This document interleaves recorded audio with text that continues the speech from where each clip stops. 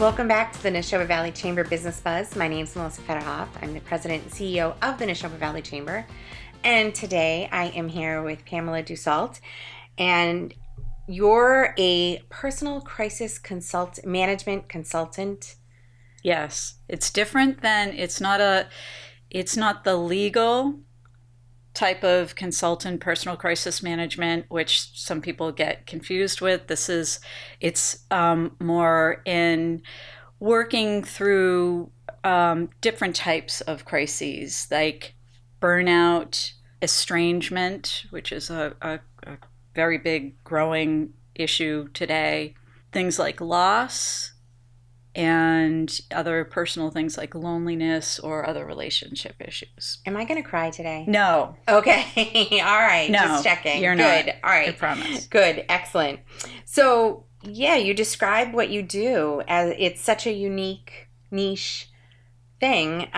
Tell us a little bit more about what it means. How did you get into this line of work? Well, like many others, I got into this line because of my own past issues, going through crisis, ending my marriage, becoming a single mom of 3, and completely changing up my life, moving from one career to another, and ultimately working for myself. Working through many different modalities, healing modalities. Mm-hmm. I started with massage therapy and some other kind of energy work, and just getting a lot of experience through working with people one-on-one, and which I've been doing over 20 years. Mm-hmm. So a lot of the experience that I have is, hands-on type of experience. So I started it from my own, working through it myself and knowing that I needed not just a new direction, but a positive attitude, not without completely bypassing what was actually happening, right? It's not about escapism. It's about facing the struggle and the difficulties head on, while at the same time building a new belief about yourself, new thoughts, looking at things in a different way, having a new perspective. And above all, before even getting to that, needing to know how to manage emotions. Well, one of the things that I've heard you talk about is invitation to change. And how can somebody begin to stop resisting and start listening and embrace that change? Everybody's different. And I think for some people, it may come a little bit easier to say, okay, this difficult situation is here for me right now, and I can either work with it and face it, or I can totally resist it and deny it and just go the other way. Usually when I'm working with somebody, they're already in that direction of, okay, I'm ready to face this. I'm ready to, look at this a little bit differently. And so, it's hard to say how they can do it. It's just a matter of when each person is ready to say to themselves. We've all had people in our lives that might not know that they need help, and they might not even, so they're not even thinking about being ready. Right. How do we help? How does somebody help somebody else? With the little nudge. Yeah, I think that the best way to do that is to just share with them that, you can look at it 2 ways. You can be, have the attitude that, you're more of a victim around it, which, we certainly are. And it's not about putting that down, but you can carry that as your identity, or you can carry an identity that says, I have the courage to do this. And so showing them that they actually have the choice, I think, can be certainly motivating, and maybe shifting them into seeing things a little bit differently. Nice. For themselves. I like that. So what's one small mind shift that people can make to get through crisis more gracefully? It starts with that. It starts with accepting, or even believing that they do have the courage to move forward, and that perhaps this is an opportunity to rise from it. And are you willing to look at that? And so that it starts with that. Are they willing to look at that possibility that they can rise from this and move in a direction that's maybe a little more meaningful for them, or, that has some other type of significance for them? Once they have that, then it's kind of a matter of moving into, okay, here are the steps to move forward. So many people today are experiencing burnout. I know that it was a while ago, but COVID, Uh-huh. definitely. How do you define burnout, and what are some early warning signs? Burnout is really just total exhaustion. The early warning signs are you sleeping okay? Do you feel like you have, time with doing things that you love to do? Are you having some sort of social life, or what feels right? What is Mm-hmm. working? What feels like it's out of balance? Mm-hmm. Those might be the early warning signs. Again, physical health can be something, like I said, sleeping. How are you eating? How are you treating yourself physically? But it really boils down to spreading yourself too thin and just giving so much of yourself. And we can get caught up in that just without even thinking. It's just sort of an automatic response Mm-hmm. in our environment and in life. But also sometimes there's something deeper underneath that drives that. Many times, it can be that people feel a need to prove themselves so that they feel some sort of worth, self Mm-hmm. worth, or that, they're good enough. I think a lot of that is around being good enough or being enough, Mm-hmm. period. And again, burnout comes in so many different packages in terms of, is it work that you're burnt out with? Is it just general life? I do a lot of work with family caregivers Mm. who, that they really run the gamut of what burnout is. And so working with them and helping them to sort of peel away the layers of their patterns with that and sort of changing it up and looking at things differently. That's great. So, talking about estrangement and self worth, whether family or friends, it's a painful topic. Mm-hmm. What? Let's talk about that a little bit. Yeah, so there's a real rise in mostly around adult children and parents.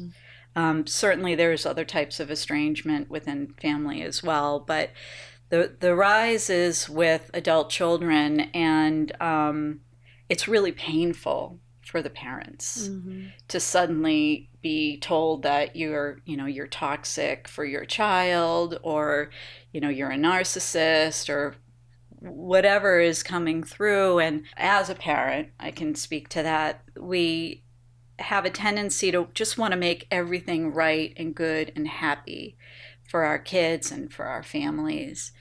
And sometimes we go a little overboard with that. And our adult children need that space Mm-hmm. to find their own autonomy in working through their life, and they want to have their own voice in their heads, Yeah.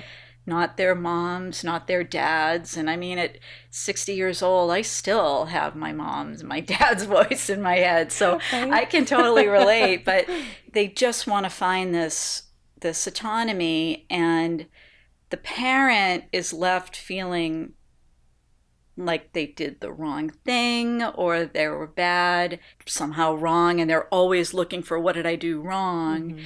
And so working through that as a crisis really involves saying, wait a minute, you know, you need to know that you didn't do anything wrong per se. Yes, we all make mistakes and we can learn from those Mm-hmm. mistakes, but for the most part, you're not bad. And it's just a matter of saying, okay, where is your value? Does your value and your worth lie in what your children think of you, or does it lie in, in yourself? Mm-hmm. And so just helping them find their own autonomy with their self-esteem and kind of creating a little bit of space between that identity of basing their worth on being a good parent to just basing their worth on just who they are. Yeah. So So I'm not a parent, but this just talking about this makes me. I am a favorite aunt. that's great. But just always makes me chuckle when side note, we would always, there were four of us, and we'd always, my mom always had a favorite, and we knew who it was, and that was okay. And she hated that we knew that, and I just think it's so funny because Yeah. it's we're all good with it. Yeah. Yeah. No, that can happen. And I haven't found, I'm not saying it doesn't exist, but I haven't found there being too much of like an estrangement among siblings around that. I think the sibling estrangement can happen more with just how they relate to each other Yes. versus how they, relate to the parents and the Yeah. family dynamics as Yeah. a whole. So, Yeah. yeah. And, and I mean, politics plays a big role in it too. That's quite a subject. I know. I'm not going to go there, but it is. Yes, we have at when certain family members come over, politics is definitely not on the table to discuss. Right. Yeah. Right. Yeah. Yep. So I get that. Talking about grief and loss, you see it as an opportunity to let go and start anew. Talk about that. Yeah. So we can never really get rid of grief. Mm-hmm. Grief, this is where the emotional management really comes in handy, Mm-hmm. because we need to learn that it's just an emotion, but it's not who we are. Mm-hmm. So creating a little bit of a space and a distance between over-identifying with the grief, over-identifying with the loss as who we are. And again, this is one of those things, tricky things that each person has to kind of be ready for. Mm. They have to be ready to go, okay, maybe I do want a new life. Maybe I do want to explore something. Maybe I have, this need to experience a little bit of a better, more fulfilling, more meaningful life, mm-hmm. quality of life from here on in. And it can start small with changes in your, routines in terms of, you're taking better care of yourself physically, or you're taking better care of yourself certainly emotionally and socially, the things that we need to do. And again, finding a little bit of balance with that.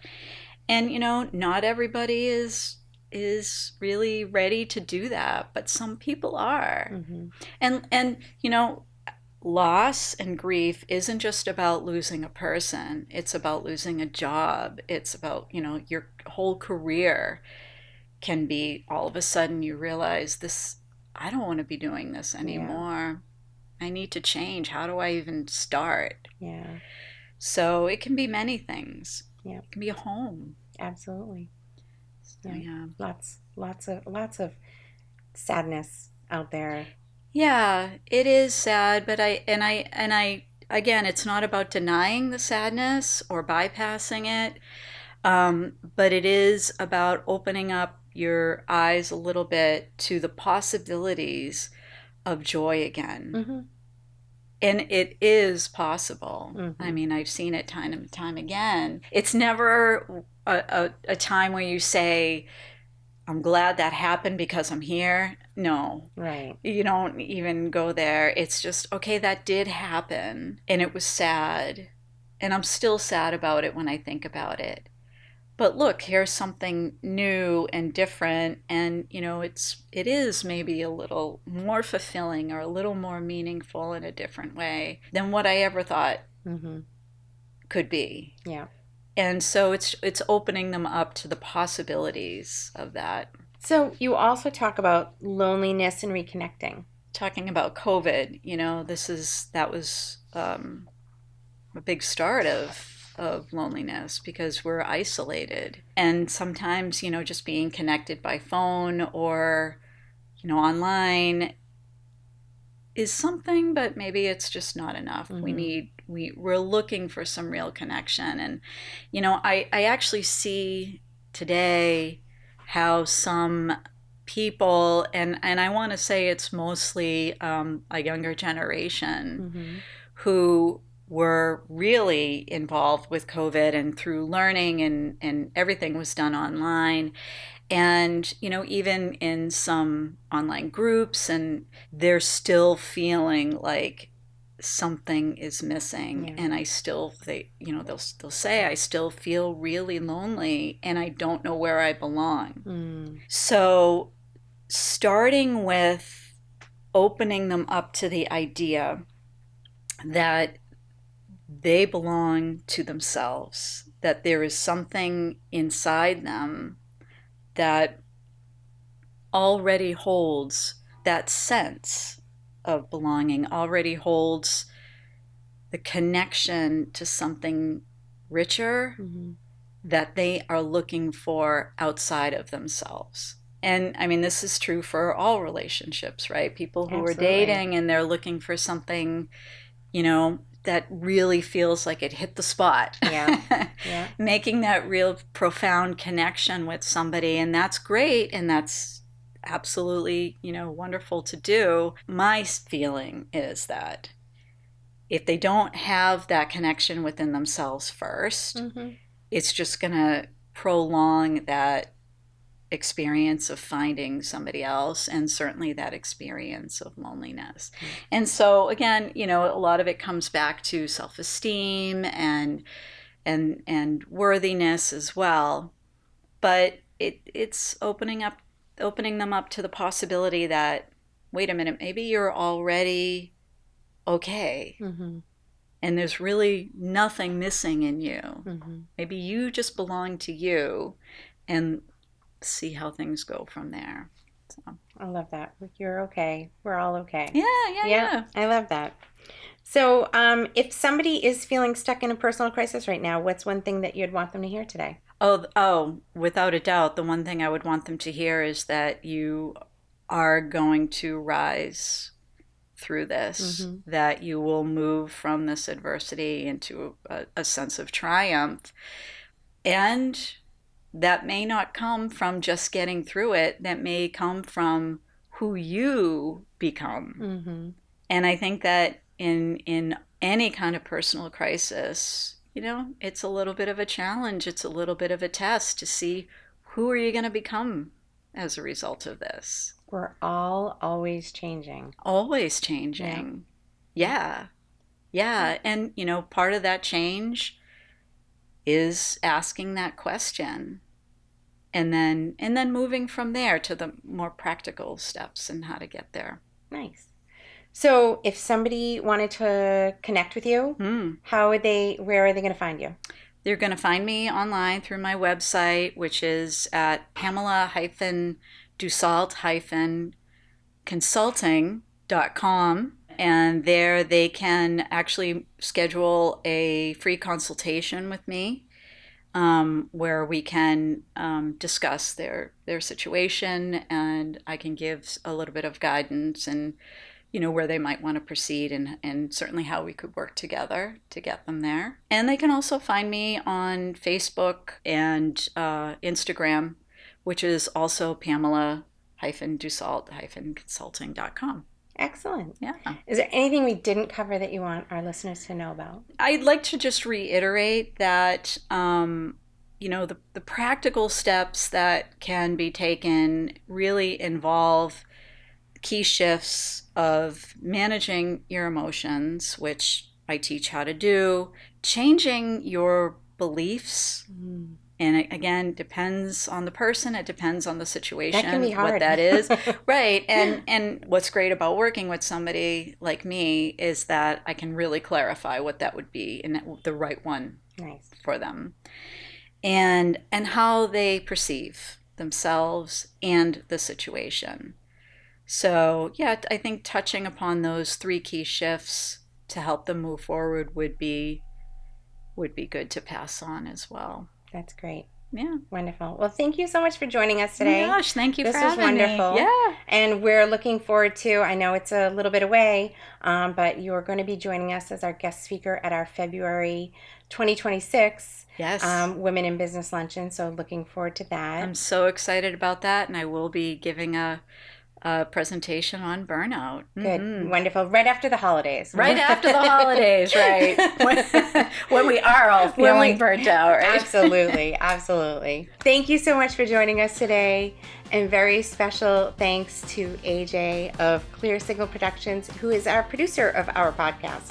If you have any questions about the Neshoba Valley Chamber, I look forward to hearing from you. Have a wonderful day.